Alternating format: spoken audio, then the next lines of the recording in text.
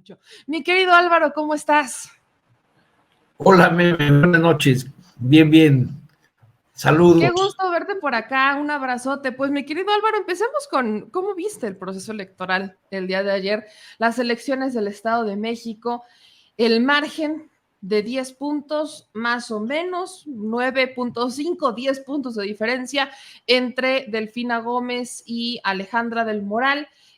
Todo el proceso, las denuncias, los detenidos, compras de votos, el que el gobernador no metiera la mano y al final, pues vimos una elección que le dio la ventaja a Morena, por primera vez en la historia del Estado de México, pues ya no será gobernado por el PRI, y ahora creo que hay mucho que analizar sobre este proceso electoral. ¿Tú cómo lo viste, mi querido Álvaro?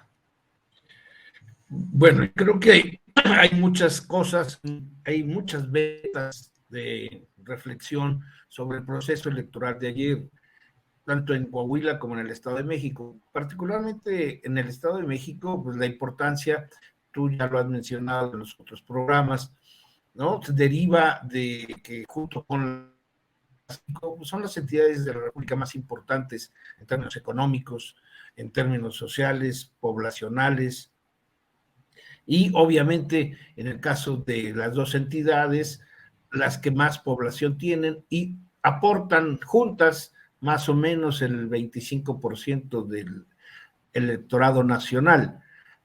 Por sí sola, el Estado de México es una entidad que equivale, como muchos ya lo saben, al padrón de 11 entidades federativas, ¿no? Y que finalmente representa un porcentaje del 12%, más o menos, un poco más, del padrón nacional. Esa es una serie de signos inequívocos de que la relevancia es a veces hasta innecesario mencionar del caso económico.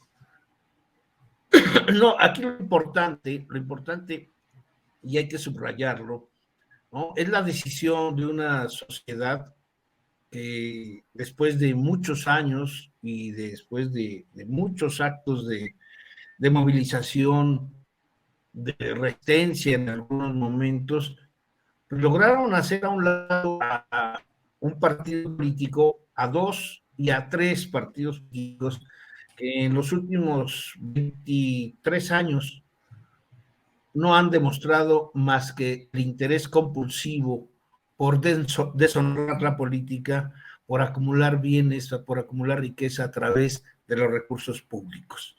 El PRI, el PAN y el PRD en el Estado de México a partir del año 2000, unos desde antes, pero digo, si solamente consideramos el siglo XXI, sí, son tres fuerzas políticas que desmerecieron a los ojos de la sociedad mexiquense en estos últimos 23 años.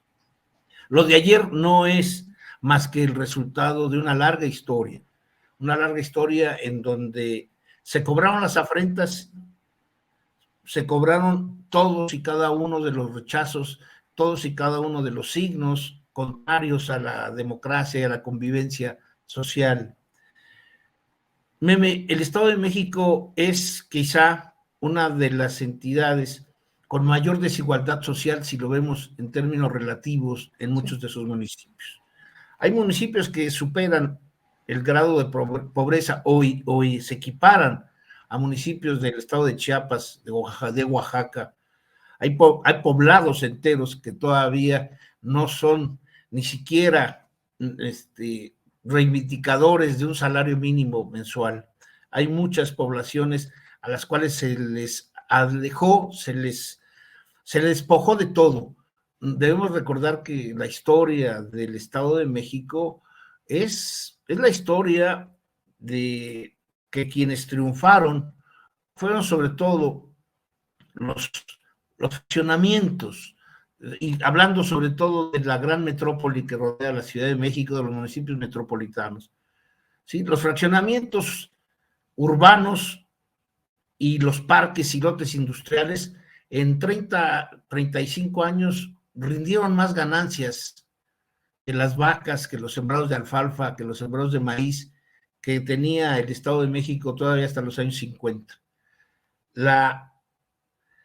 acumulación exorbitante y absurda del capital sobre el trabajo en el Estado de México, que fue el signo de los últimos 40 años en la economía, pues obviamente provocaron lo que los datos están allí, exhibiendo una sociedad desigual, una sociedad con muchas carencias, pero que curiosamente su fuerza de trabajo hace cada vez más rica a la ciudad vecina, a la Ciudad de México. Durante décadas, los obreros, los trabajadores domésticos, los artesanos, los comerciantes de los municipios del oriente del Estado de México han producido la gran parte de la riqueza de la Ciudad de México. Vienen a trabajar acá y es una política que los ha orillado el priismo de muchas décadas y el PAN igualmente acostumbrado a escarbar en los tesoros públicos la riqueza. Y bueno, entonces tenemos que, es histórica la votación de ayer en el Estado de México porque se abre la posibilidad de romper con esa historia económica.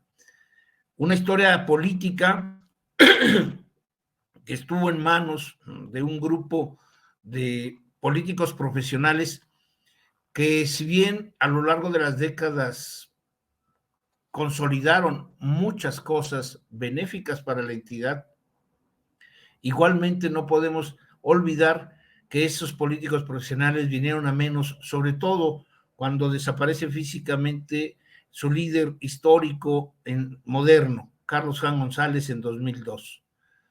De 2002 a la fecha, la clase política priista vino a menos, refugiándose en las notarías, siendo expulsados por su propio partido, muchos de ellos fueron expulsados sin ton ni son, se hicieron a un lado, pero principalmente, Meme, en el Estado de México los priistas se olvidaron de lo principal, que era fortalecer a su propia unidad política.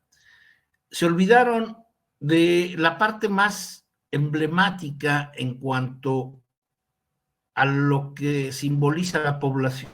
Se olvidaron del Valle de México.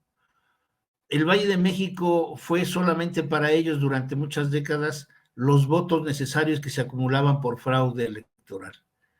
Su atención al desarrollo económico de la clase política priista estuvo orientada hacia el Valle de Toluca y hacia el Valle de Tlacomulco.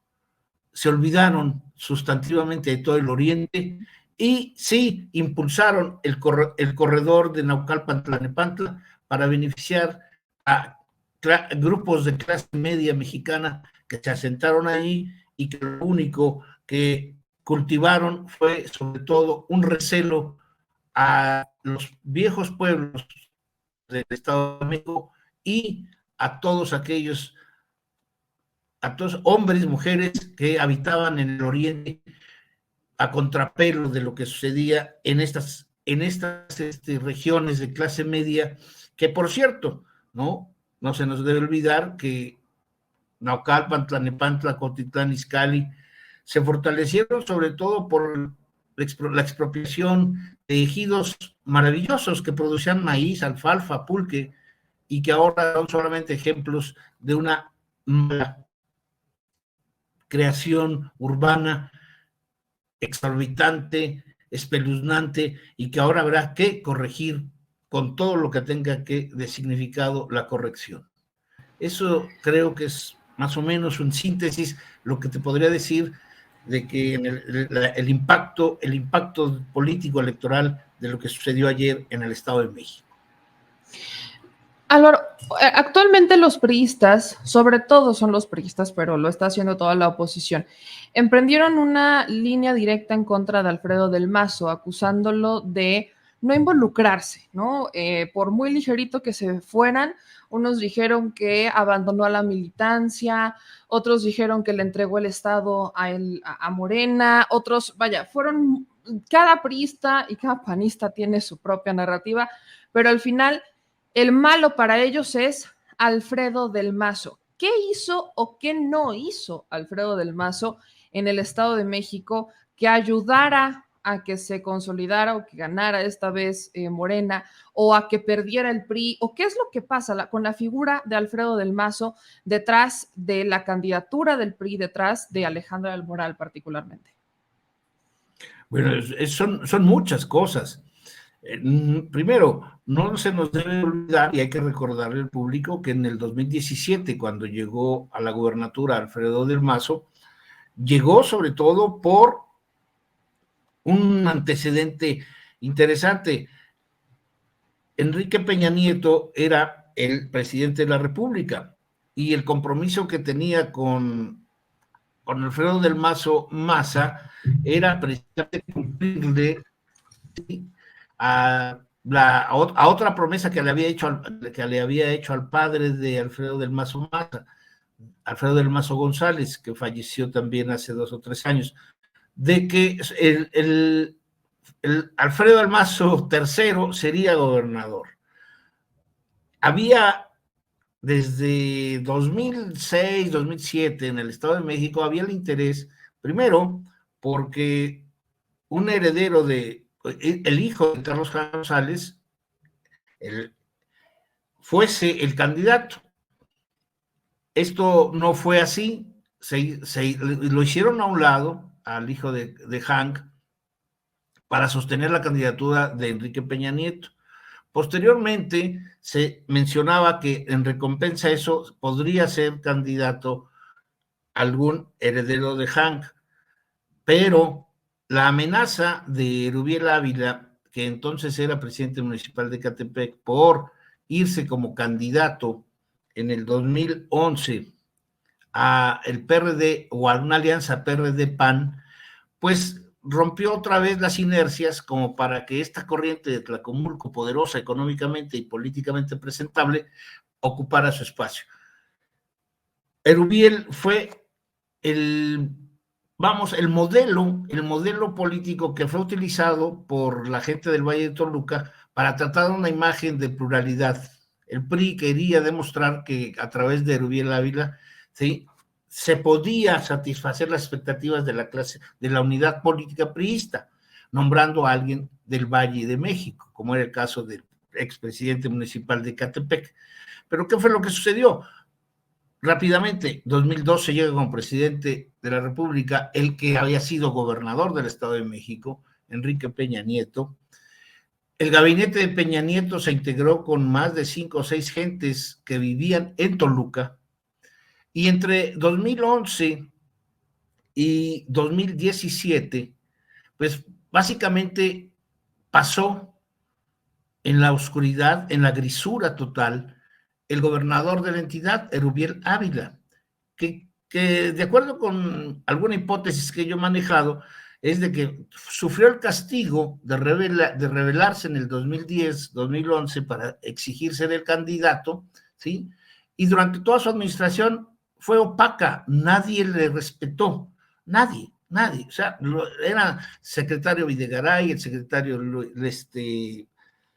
el secretario de Asistencia Social, en fin, son muchos los personajes que César Camacho, Benítez, Osornio, muchos de ellos que trabajaban en el gabinete federal y vivían en Toluca. Entonces, Toluca, el centro de los poderes del gobierno del Estado de México, estaba manejado por los funcionarios federales. ¿Esto qué provocó a la vuelta de los años? Pues una disminución completamente del quehacer político priista. Se olvidaron del Valle de México una vez más, y viene esta sucesión del 17 con Alfredo del Mazo Maza, una sucesión que por la fuerza presidencial, la intervención presidencial y la intervención de todo el aparato político nacional en la elección, hizo ganar a Alfredo del Mazo. Pero recordemos que Delfina Gómez, como representante del partido, como candidata de Morena, y Alfredo del Mazo Maza como candidato del Partido Revolución Institucional, este segundo es el que pierde. En las votaciones el que perdió fue Alfredo del Mazo. Más sin embargo, como se presentó en coalición junto con el Partido Verde, con Nueva Alianza, etcétera, pues la suma de los votos hizo que Alfredo del Mazo Maza llegara a la gobernatura, ¿sí? Una gobernatura, en este caso 2017, que va a ser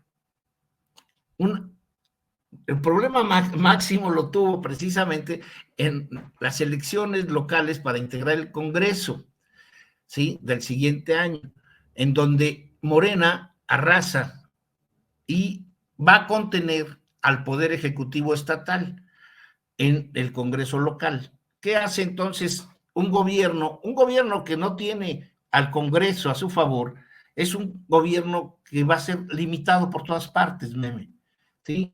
Se le limita. Es muy difícil que eche a andar proyectos, reformas. ¿Qué es lo que hizo entonces Del Mazo para sobrevivir políticamente?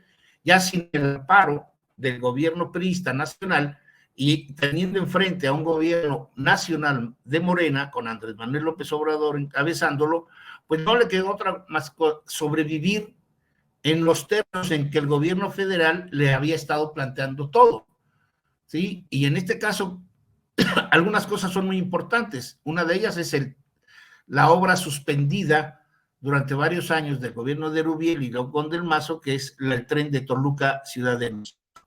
Una obra monumental que obviamente no se podría terminar sin el recurso federal. Una obra que exhibirá en su momento, que creo que es una obra que está bajo sospecha, ¿no?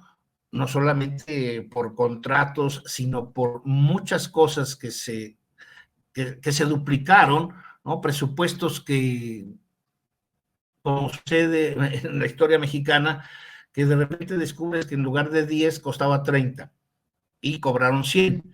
Entonces, son problemas mayúsculos en el Estado de México que se viven desde hace 20, 25 años. El Partido Acción Nacional no alimentó la apertura ni la transparencia en el Estado de México, a pesar de que en algún momento el Partido Acción Nacional se convirtió en la mayoría del Congreso en el 2000.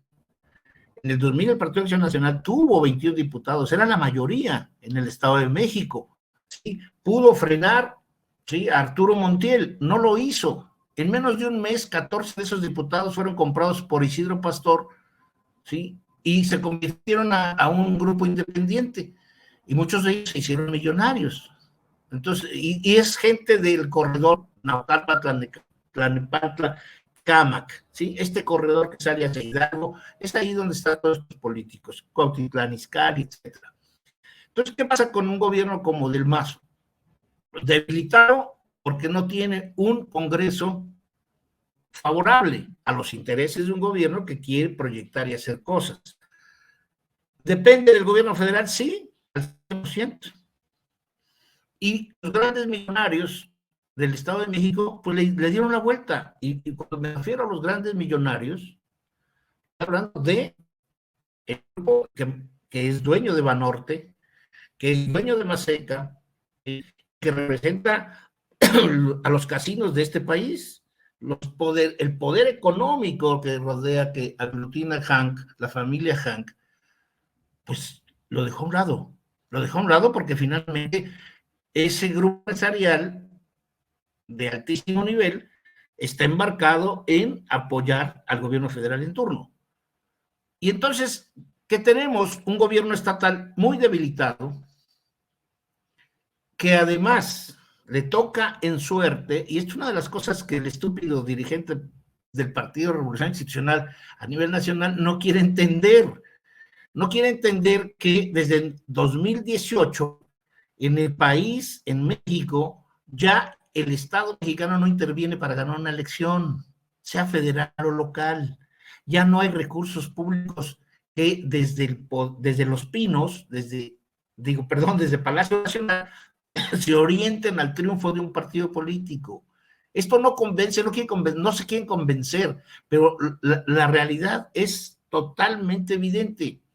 Es el primer gobierno nacional en la historia, desde Francisco Madero, que respeta a la democracia representativa en todos sus límites, en todos sus acotamientos. ¿Qué hace un gobernador como Alfredo del Mazo? Pues más le vale no meterse, no involucrarse. ¿Sí? Si de por sí lo último que se encontró, que fue el caso de la periodista María Teresa Montaño, para denunciar 5,000 millones de pesos a través de 40 contratos que el gobierno de Del Mazo se hizo a Alejandra del Moral, Eric Sevilla, el presidente del PRI estatal, pues tienen un lío enorme. Si es cierto, esos 5,000 millones de pesos pues se canalizaron a la campaña de Alejandra del Moral, es obvio, pero una campaña del Estado de México para ganar con fraude requiere no esa cantidad, sino requiere de 2 o 3 veces más. Es hoy ya muy complicado que se pueda comprar y adquirir las voluntades como antaño. Entonces, ¿qué tenemos? Un gobierno estatal, el de Alfredo del Mazo, que en 6 años, pues ha tenido que conciliar con una organización que crece, como Morena, de una manera descomunal, ¿sí? Y tener aliados a una caterva de tramposos y corruptos como son los del Partido de la Revolución Democrática, ¿sí? O a otro grupo de mentirosos, desleales, que son los que integran el Partido de Acción Nacional. ¿Con quién vas a una campaña?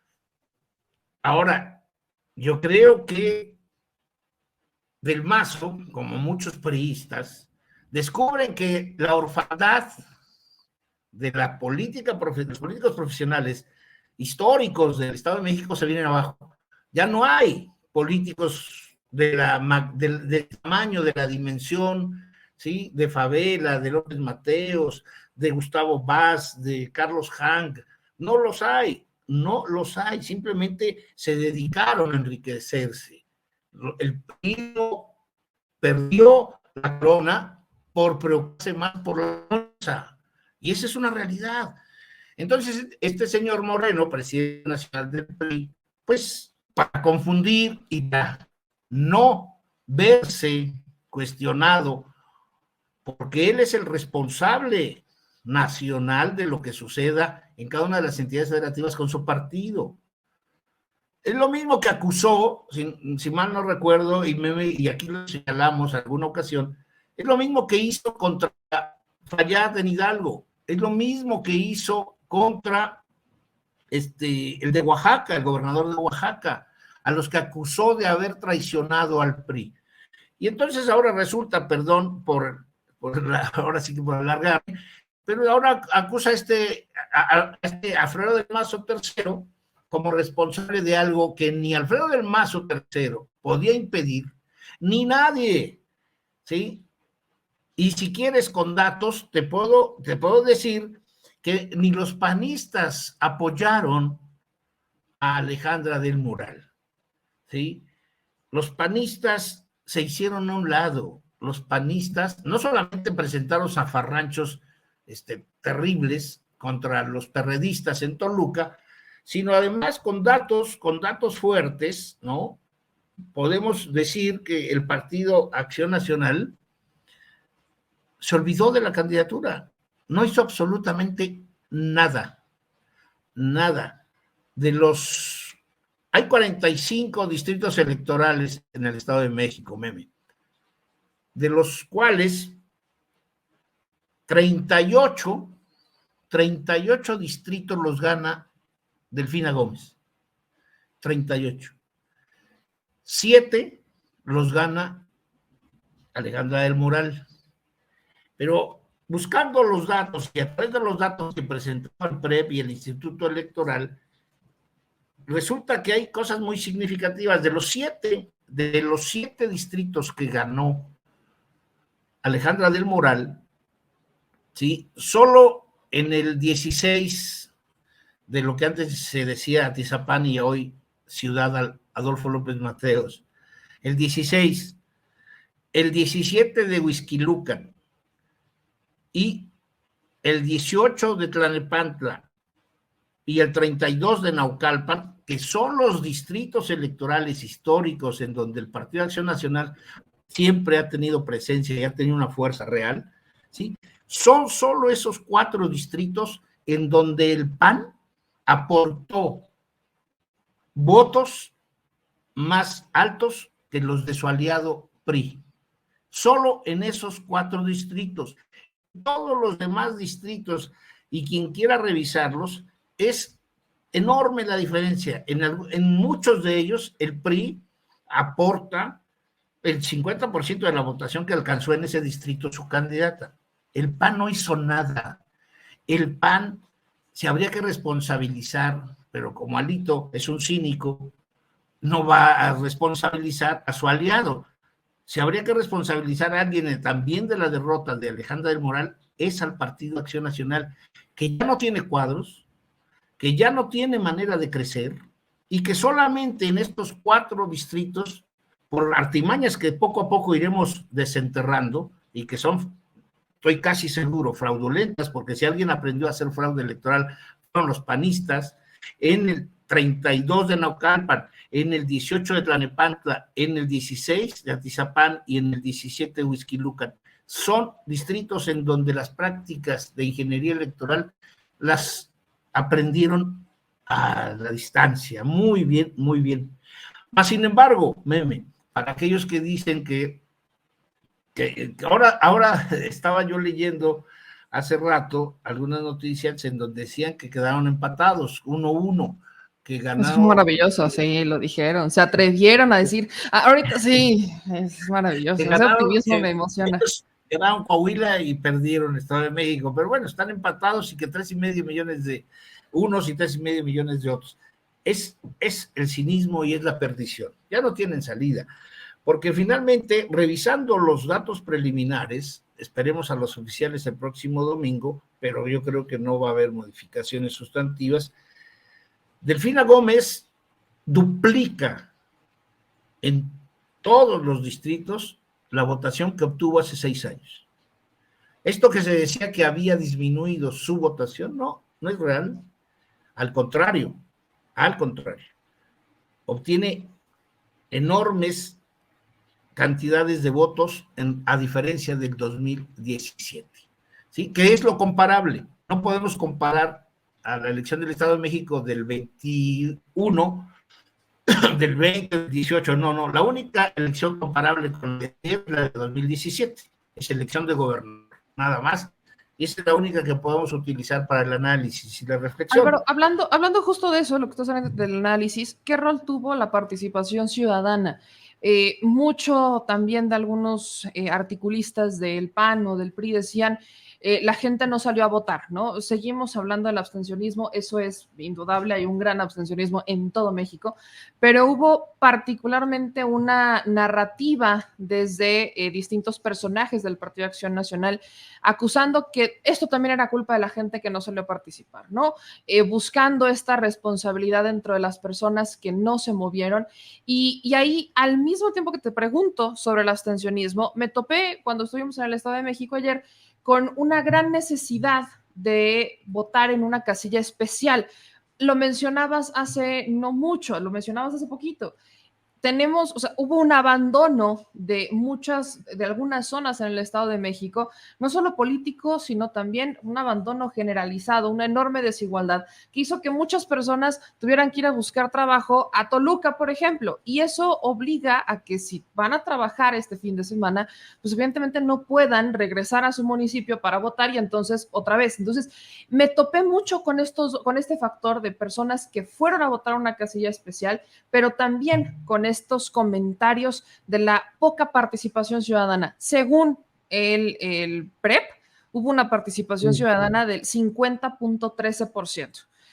Según yo, esto, vaya, tomando los antecedentes de participación que tenemos en el país, no está tan mal, pero estamos también hablando del estado que tiene el mayor padrón electoral, la mayor población de todo México. Entonces, ¿qué es lo que pasa con la población, con la participación y con estas narrativas que están jalando desde el PAN? Sobre todo fueron ellos.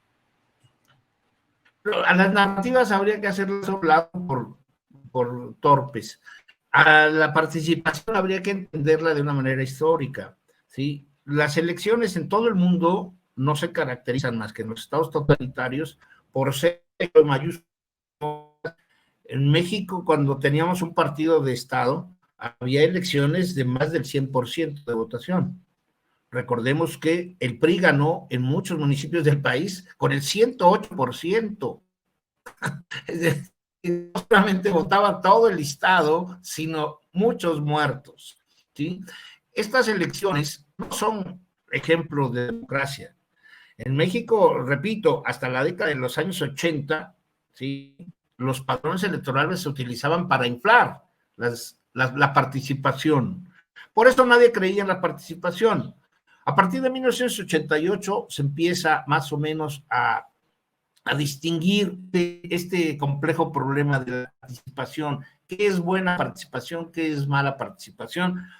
Para México, con 100 millones o con 90 millones de electores y que solamente voten 40, ¿qué grado de legitimidad o ilegitimidad alcanza? Es discípulo, y los historiadores en eso finalmente decimos, hay razones fundamentales, culturales, hay razones también de enfado, de pasión, de emoción, sí, también. Pero mira, Meme, hay un ejemplo que quizá algunos recuerden. En 1976, en una elección presidencial, solo hubo un candidato a la presidencia, el licenciado José López Portillo, que era el candidato de 3 partidos políticos, del PRI, del PPS y del PARM, ¿sí? El Partido Acción Nacional no presentó candidato a la presidencia. Ergo, en 1976, quienes fuimos a votar, ¿sí?, en 1976, con el solo voto de su madre, que entonces todavía vivía, José López Portillo se podía convertir en el presidente de todos los mexicanos, legal y legítimamente, con un solo voto, Meme, porque así la Constitución los ganas con un voto más que el otro. Esta es la democracia representativa. Pero eso fue la crisis de un modelo. El modelo electoral mexicano entró en crisis en el 76 y por eso se logró la reforma política que impulsa Reyes Heroles en el 77 y que culmina en el 79, porque habíamos agotado, abstención consciente, cero credibilidad a los partidos políticos y con una elección presidencial en México un solo candidato, con el solo voto, repito, de su madre, todos los mexicanos teníamos que reconocer al licenciado López Portillo como presidente de todos los mexicanos. Ese extremo se tuvo. Entonces, ahora, ¿qué ha variado mucho? Hay elecciones, las elecciones que más llaman y atraen la atención son las elecciones federales, y de ahí la elección presidencial. Disminuye en segundo lugar la de diputados y en tercer lugar la de senadores. Ese es el orden federal. En las elecciones locales, más o menos, algo similar. La elección federal es la elección de gobernador, la elección de ayuntamientos y la elección de congreso local, ¿sí? Es ese el ánimo que de alguna manera se establece históricamente. Ahora, ¿cuándo son grandes votaciones? ¿Cuándo es la gran participación? Recuerdo yo 2 casos singulares y cercanos, 1988 y 1994. En 1988, todos creíamos que se había desbordado la población porque vimos filas de votantes hasta las 9, 10 de la noche, no solamente en Michoacán, sino en Morelos, en Puebla, en el Estado de México, en la Ciudad de México, la gente estaba votando hasta las 9, 8 de la noche. ¿Y qué resultados hubo en el 88, elección presidencial?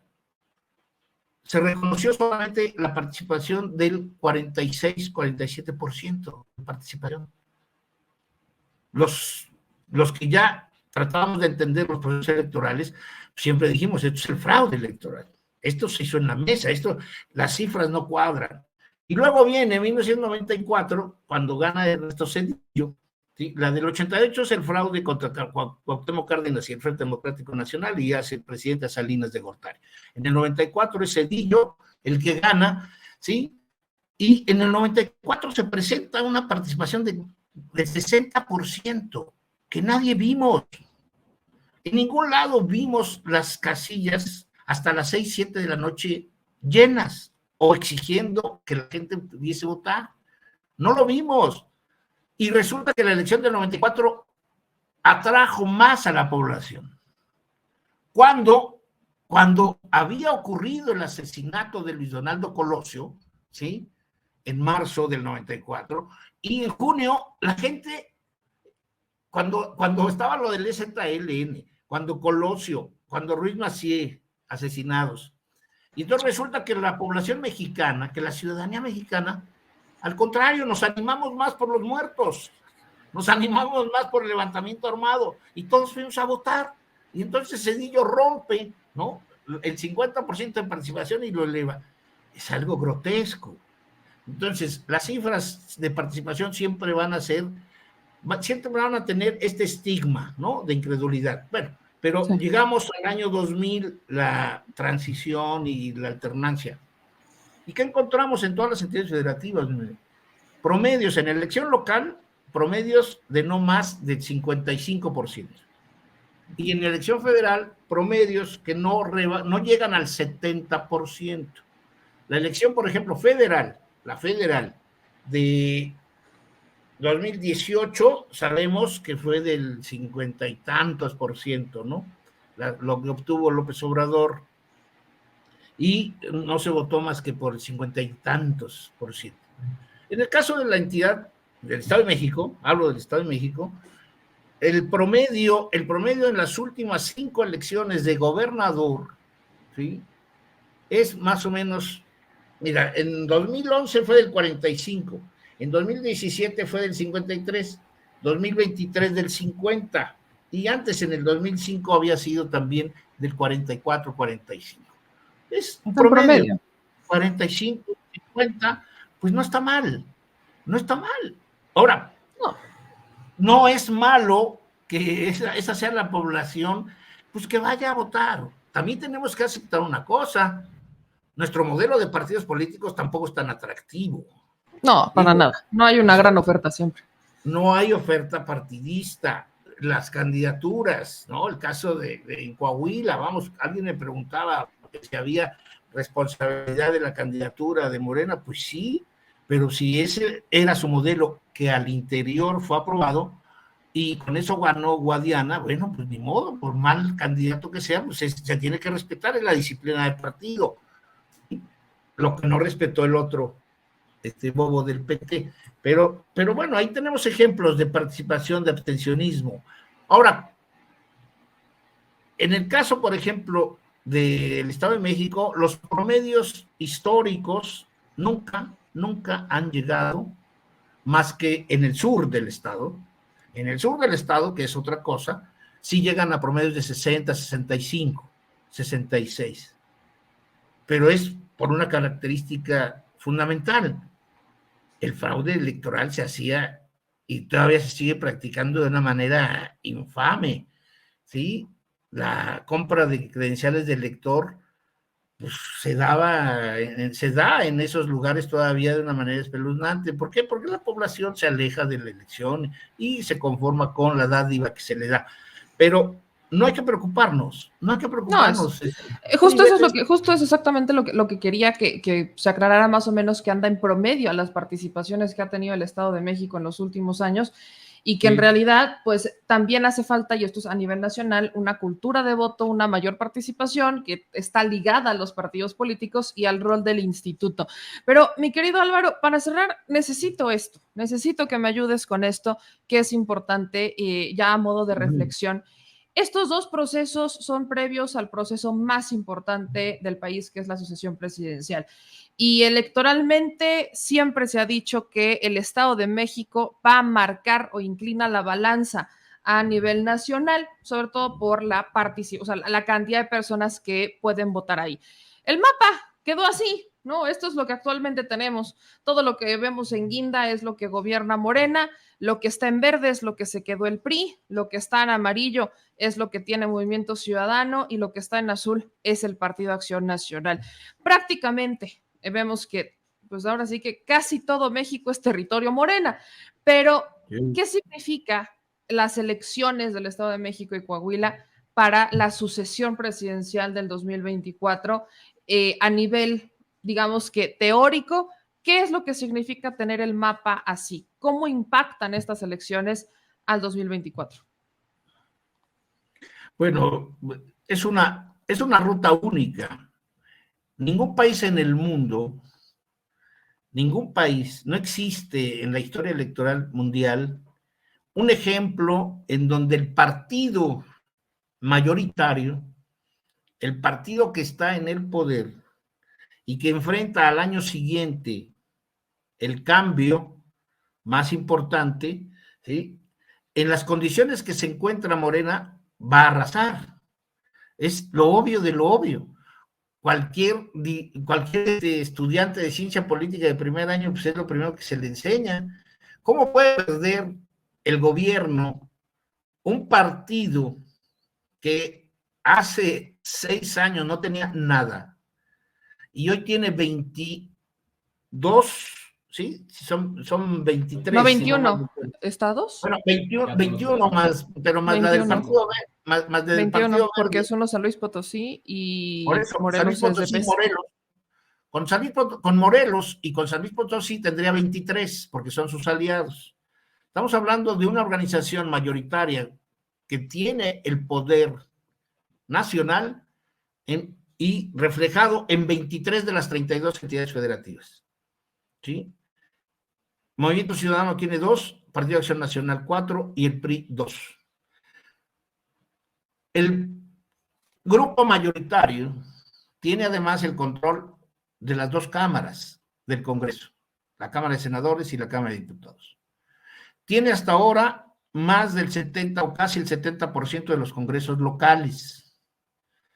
Tiene el 70% de los ayuntamientos de todo el país, que en términos poblacionales representan más del 75%. Ahora con los del Estado de México, bueno, más. Entonces estamos hablando de que a un año de que venga una elección, exactamente el próximo año, el 5 de junio del 2024, se elegirá nuevo presidente. Sí, pero los adversarios de este monstruo electoral, político, que cada vez se depura y que cada vez se organiza mejor y que cada vez aprende más, pues va a ser invencible, meme. Para aquellos ilusos que creen que puede ser derrotado, es una ilusión mala, ¿sí? El que quiera salvar su alma y no quiera ver a Morena ganar en el 24, que se vaya a la iglesia y que rece, porque no hay otra fórmula para detenerlo. Que se empiece a echar sus oraciones. Tiene un año. Sí, que empiece a rezar, porque la hipótesis es completamente contundente. No hay organización política en el mundo que, teniendo el control territorial de lo que hemos ahorita dicho, pueda perder una elección. No lo tiene. El reto es otro. El reto es conquistar, ¿sí?, la mayoría absoluta de la Cámara de Senadores y de la Cámara de Diputados. Ese es el reto. Y van a hacer todo lo posible, y será legítimo que lo hagan, para conquistar esa mayoría. Yo creo que este es el rumbo que necesita recorrer el país. Faltan muchas cosas por hacer a nivel político, modificar, transformar, hacer todo nuevo en el Poder Judicial. Faltan muchas cosas en salud, faltan muchas cosas en desarrollo económico, en caminos, carreteras, etcétera, etcétera. No puede ser frenado este proyecto. Y este proyecto yo creo que está dando beneficios a toda la población nacional, incluidas las élites económicas, que se han enriquecido como nunca en su vida. Están felices. ¿Cómo no van a estarlo si han ganado? Pero bien, porque ahora pagan impuestos. Esta es la gran diferencia. La diferencia, que hoy sí pagan impuestos. Y entonces, mucha gente tiene ya capacidad de consumo mínimo, pero la tiene. Se está viendo cómo las mujeres están participando y ganando y actuando y mejorando la vida de los territorios. Programas como los de Sembrando Vida están renovando la visión que tiene la gente por el medio ambiente, por su territorio, por sus árboles, por su campo. Y creo yo que entonces en eso sí está dando resultado este modelo, un modelo que no lo van a dejar soltar los que creen en él y los que se van a sumar a él. Entonces, repito, la única opción que tienen los que todavía creen en el PRI, en el PAN, es de que vayan a rezar a las iglesias, porque no hay manera objetiva de modificar el triunfo de quien sea, ¿eh? Aquí sí, del candidato, y que las encuestas lo digan, pero ahí sí no va a haber nada que lo haga tumbar de ese lugar. Va a ganar Claudia, o va a ganar Marcelo, o va a ganar Adán Augusto, o Monreal, o Gerardo Fernández, pero va a ganar cualquiera de esos 5, le gana a cualquiera de los otros 40. Pero fácil. Así vayan juntos o separados. Mi querido Álvaro, no hay manera, sí. Estoy de acuerdo contigo. Te agradezco infinitamente que tuvieras este ratito para platicar con nosotros y dar este análisis de las elecciones del Estado de México y de este panorama rumbo al 2024. Ya sabes que esta es tu casa, mi querido Álvaro. Siempre es un gusto tenerte por aquí. Gracias, pero sí, tus escuchas, que son miles, deben de entender eso. O sea, cuando tienes un equipo de fútbol con 10, 11, de los 11 jugadores, todos son 8, son Balón de Oro, pues ¿cómo van a perder un partido? Y si quien los dirige es Pep Guardiola, pues menos. Pues menos, no hay manera. Así que está complicado. En analogías deportivas, ahí lo tienen, para que se las lleven a su casa.